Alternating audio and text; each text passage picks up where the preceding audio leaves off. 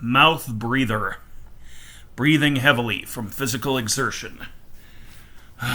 Because I just got done running a bunch of errands and finally gonna sit down and finish this recording, whether I'm in the mood for it or not, because I can procrastinate forever. So, sometimes you wake up in the morning and the universe has just decided to say screw you in particular for like the next week. And you wake up in the morning and the alarm clock that you hear listening to is the trump of doom heralding the apocalypse, and you just have to deal with that. So that happened to me when I tried, somewhat less than successfully, to record a mouth breather video on Friday. This is Sunday, so 48 hours ago roughly. Less than that because it was after I got home from work, and this is slightly before noon on Sunday, so I just got done running errands and doing my laundry and such.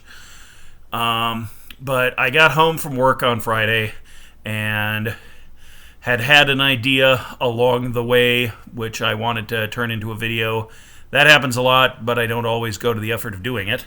So I went to record, found myself unable to remember what exactly I was trying to say, and completed that recording as, part one of two, and went to go look through my old stuff to figure out what I had recorded but not uploaded. And in the process of looking into that, I discovered my channel had been deleted by YouTube. They had apparently flagged it as scams or deceptive practices, presumably just due to lack of activity and the assumption that it would have been taken over by spam bots by now, just due to people not paying attention to it or something. I can't imagine that I actually did anything which caused it to become flagged. But it had been flagged, it had been removed, and I apparently misread the dates on the announcement or something, because I had the impression that the removal had happened most of a full month ago, and that I was already past the 3-week time to appeal the decision. So I thought my channel had just vanished forever and could never be retrieved. Fortunately, and obviously by the fact that you're looking at it, I was mistaken. The channel had been misflagged, and I still had the ability to appeal. So it was restored overnight, except that the playlists were not restored. So the playlists are gone forever for some reason, unless I am able to get them back, which I am still trying to do, but I have no reason to assume that I can. So, yeah, it was not the loss of everything, but it was a massive, tragic loss that I thought was irreversible and then got reversed, but it was still incredibly stressful and traumatic, and I went through all of the stages of grief in like an hour and was already feeling shell-shocked and unable to cope with the loss after that hour, and then went to bed that night, and then the next morning I found out that my appeal had gone through and it had been put back, minus the playlists. So all of that sucks, and I have to move forward with the knowledge that something that meant a lot to me can also be taken away without warning. And I got that lesson already once when my house burned down, so this is another reminder of how fragile and vulnerable a human life is. Anyway, so I remembered the intended topic for Friday's video, and I don't know how intelligently I can talk about it, certainly not as well as when I was rehearsing in my head on the way home on Friday, but apparently that wasn't good enough, because otherwise I would have done it on Friday. So the topic that I'm getting at is unacceptable tactics, and the idea that there is a moral obligation, if you wish for good to mean anything, if you don't want to just let the bad guys win, and we're going to cover the concept of bad guys in much more detail in a minute. But if we want to live in a world where might is where might makes right and good is stronger than evil, then we have an obligation to prevent certain tactics which come naturally to the quote unquote evil mind. Again, I'm going to come back to that word evil, so just read it as having an asterisk. So, but for the sake of the argument, the tactics that are evil, a good example of this is when someone puts a gun to your head and says, do X or die. You have an obligation to die, because if you do X, then you are teaching that person that threatening murder is an effective strategy for accomplishing one's goals. And it is crucially important that all human beings understand intuitively through practical experience that is not true and that is not acceptable. So in order to take a moral stand, and I realize that I am throwing stones from within a glass house, because I've been put in situations where I have failed to live up to this principle, and it preys on my mind to know that I have, my courage has failed the test of morality many times. So what I'm doing is basically preaching the evils of drunkenness from inside a revival tent of somebody who has already suffered a massive liquor overdose and been destroyed. The same thing could be true for someone who's smoked so much that they end up with one of those throat devices that they speak through, and then they tell people that they shouldn't smoke. That this is the same kind of concept. So the idea is that tactics which specifically prey on vulnerability and attempt to enforce the effectiveness of violence as a conflict resolution method, and the appropriateness of all of these kinds of concepts are the human race has a ethical and moral imperative to stop tactics like these from being effectual, because there are some people who don't have a sense of ethics and morality, and they will just do whatever is effectual, and those people, I've called them evil by way of shortcut, but in actual philosophical terms, and this is one of the fairly counterintuitive concepts that I've come to believe in over the course of my life, and I'm very certain of this, there is no such thing as an evil person. All people are just trying to do what they believe they have to do in order to accomplish the goals, which are imprinted onto their consciousness from 1,000 generations of evolution. And so a person who does not naturally take to moral and ethical judgments will be entirely pragmatic, and they will just look at all of life as a cost-benefit analysis, and that does not make them evil. It does, however, make them prone to using tactics that are destructive and predatory and antisocial, and so we, as the rest of society, the ones who have a functioning ethical compass, we have an obligation to teach those people, those who are disabled by lack of an ethical compass, just as we build ramps for people who are disabled by needing a wheelchair, and we do signage in Braille for people who are blind, things like that.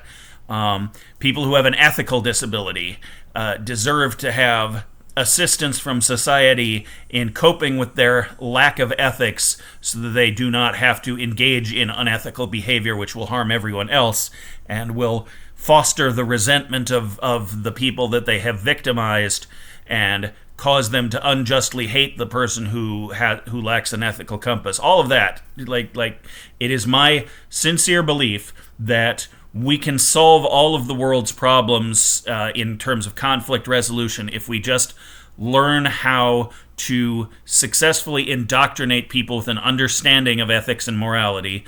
That part of the process of making that happen is to ensure that if a person goes around putting guns to heads and demanding to be given money, they need to be brought to an understanding that any money that they gain like, this is not a safe and effective thing that they can do. They are going to be in so much more trouble, and they're going to have so many more problems as a result of the justice system catching up with them and completely destroying their life and making them pay $1,000 of legal fees and fines and so forth, that the amount of money that they got from either demanding it on pain of death or actually inflicting death and then, like, looting the corpses, however much money they got that way, it was not enough to make it pay off. And if they come to an understanding of that, and preferably if they can be made to understand that that's how it's going to play out without them having to actually play out, but if they know that all of the people around them definitely will fight to the death in order to prevent being mugged, and will, possibly permanently injure that person in the course of attempting to defend themselves, then that person is not going to resort to violence, because they have come to understand that it is not a cost-effective solution to their problems. So that's the kind of thing that we need to be doing. We need to be successfully instructing people in the understanding that tactics like mugging and intimidation and predatorily targeting the vulnerable are just not things that you can successfully accomplish. Telling people that this is wrong doesn't work on the people who don't have a sense of right and wrong, the people who are born without that capability to cognate the world in that fashion. So for the sake of the mutual good of everybody, whether or not they have those kinds of sensory capabilities or not, we need to clearly portray the social reality that everyone will fight to the death in order to prevent themselves from being mugged. So you can't mug people because it just isn't going to work. And there are other examples besides mugging which are hard for me to think of on the spot. I've mentioned the JCPenney sales thing before. That's another example of this same principle, and I feel like I have other examples as well, but I'm not thinking of them at the moment. But anytime that this is like I said, these are logical people looking at the options. Part of why this has partially gelled in my brain is the fact that I was having a fairly stupid ethical argument on the internet with a bunch of people who their position was based on the logic that is built into like the science of economics, and the assumption that all people are going to operate solely on the basis of a cost-benefit analysis, which is obviously not actually true. That's not how people work. It's completely ignoring the human element of the equation and assuming that everybody is this perfect rational machine that will just do whatever is most cost-effective. And there are people who are like that, but they are a minority, and we should not arrange our entire society around the assumption that everybody is that. So, anyway, so to wrap this up, I think I've said as much as I'm currently capable of saying on that one point. So to conclude what I'm getting at, as I've said before, I don't believe that there's any such thing as an evil person. Human narrative consciousness really likes to identify good guys and bad guys. This is an outgrowth of our primitive tribal xenophobia. And as a technologically advanced globalist civilization, we no longer have the luxury of indulging in that kind of thing. So what we need to do is we need to this is like the main number one thing that I'm trying to accomplish with my life, other than writing a book, which I don't put a lot of time into, so I can't really say that that's my top priority, but that's like my main aspiration that I'm sort of working towards as time allows. So the main message that I want the world to take to heart is nature, or God if you want to insist, but if you believe in God, then let's take it as read that the Genesis story is allegorical, okay? Because if you have to believe that it's literally true that there was a Garden of Eden, then I'm sorry, but your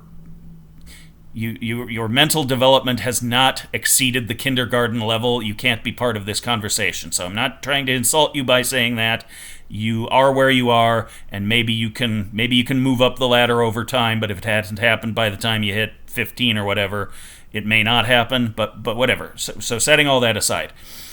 Take it as read that if there was a God, he is the clockmaker kind of God. He created the universe with rules, which we can figure out through the processes of science. And so the universe is this giant machine that follows predictable laws.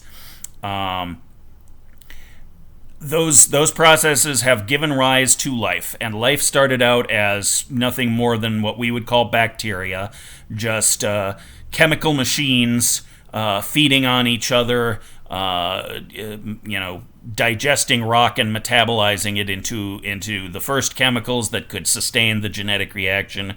And evolutionary processes over billions of years, or about a billion years in total, have taken those first single-celled organisms and brought them all the way to the level of being us. And we are the first, as far as we can tell, the first species that has the capability for abstraction.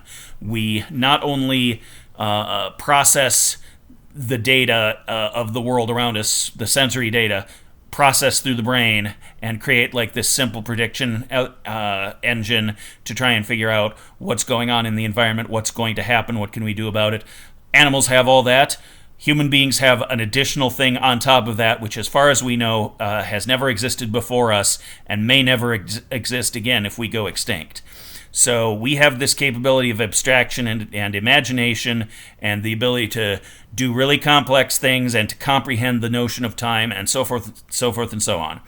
So because human beings have that miraculous aspect to our selfhood, call it a soul if you want, because we are the only only beings in the cosmos who have that makes us special. And if aliens ever show up, then this can be revised to say that they have it too, because probably the same general sorts of evolutionary steps happened on their planet as did on ours. So all of what I'm saying probably applies to them too. But things that emerged from the primordial sludge of nature eventually evolved to the human level and developed the capacity for abstract thought and imagination and prediction of the future and understanding of time, etc., etc. All of that, anybody who has that is an angel of God incarnate on the earth, or however you want to think of it, and those people are never the bad guys. They are never the enemy that we have to destroy. The enemy that we have to destroy is always mindless natural forces or bacteria or insects or worms, things that only exist to eat, things that don't have any comprehension of a larger pattern to the universe or a possibility of things beyond this universe. We can dehumanize those things because they're not human. Everything that is wrong with our universe, we need to stop blaming people for it, because people are just doing the best they can with the resources that they have available. They have an imperfect ability to understand the world. They're doing the best they can. They look at reality through all sorts of lenses, some of which clarify it, others of which distort it. So we can work on getting them better lenses. We can work on helping them move up the ladder and become more sophisticated thinkers, more intelligent, more creative, more unorthodox in their thinking. We can help them all achieve that kind of thing. But we can't constantly be tearing each other down because of these petty disagreements between each other, when the real enemy that we as a species need to unite against and devote all of our energy to fighting is the universe of mindless dead matter that we emerged from, and which is constantly trying to claw us back into it and destroy our civilization, destroy our capacity for reason and imagination and emotion and artistic creation and individual accomplishment and intelligence and interest. All of these wonderful, beautiful, divine things that we have are constantly being threatened with annihilation, and we need to preserve them by working together with our fellow imaginators to preserve imagination as a concept from a universe that did not originally make space for it. It has accidentally created a miracle, and now it doesn't understand what God is and is trying to destroy it. So we need to defend God. We need to defend the divine spark that is within our imagination. And that means we need to work together with each other and blame all of our problems on things that are not us, things that are not people. So if I could get everyone to subscribe to that ideology, this is, as incoherently as it is still being explained, this is like the culmination of my life's work. This is all the philosophies that I've been cogitating upon and trying to scrape together into a philosophy of life for over 15 years at this point. I truly believe that this is the church that we should all unite into in order to accomplish humanity going to the stars and escaping the pit of entropy that we are currently doomed to die in. We are trapped at the bottom of Earth's gravity well. If we cannot escape it, then we are going to die when the Earth can no longer sustain our life. If we can get out into space and begin propagating ourselves and placing colonies on other bodies throughout the cosmos, then we become extinction-proof, at least until the entire universe explodes, which supposedly will be like 15 billion years, whereas this particular solar system has about 5 billion years. So we can triple our species' lifespan if we can get out there off of this rock. So when we analyze all of our problems, we need to understand that we have this common purpose of our own preservation of ourselves, not just as alive, but as sacred, as having this spark of the divine within our consciousness.